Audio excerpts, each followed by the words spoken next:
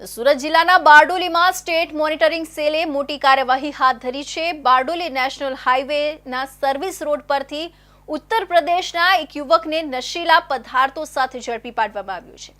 પોલીસે કોકીન, brown heroine અને અલ્પ્રાઝો tablet મળી કુલ 1 કરોડથી વધુનો મુદ્દામાલ કબજે કર્યો છે।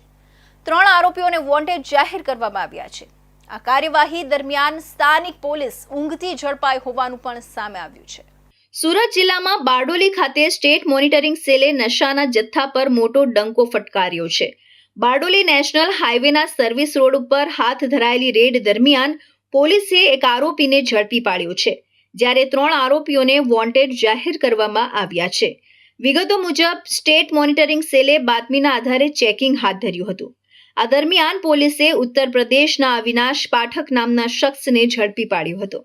તેની પાસેથી કોકીનના 93 ગ્રામ, બ્રાઉન હેરોઇન અને અલ્પ્રાઝો નામની 20 ટેબ્લેટ મળી કુલ 1,16,85,000થી વધુનો મુદ્દામાલ કબજે કરવામાં આવ્યો હતો। આ કાર્યવાહીથી સ્પષ્ટ થઈ રહ્યું છે કે દક્ષિણ ગુજરાતમાં નશાના જથ્થાનો કાળો ધંધો ચાલી રહ્યો છે।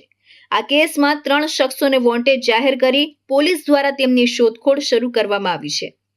ઉલ્લેખનીય છે કે સ્ટેટ મોનિટરિંગ સેલની ટીમે આ કાર્યવાહી હાથ ધરી ત્યારે સ્થાનિક પોલીસ ઊંઘથી ઝડપાઈ હોવાનું સામે આવ્યું છે।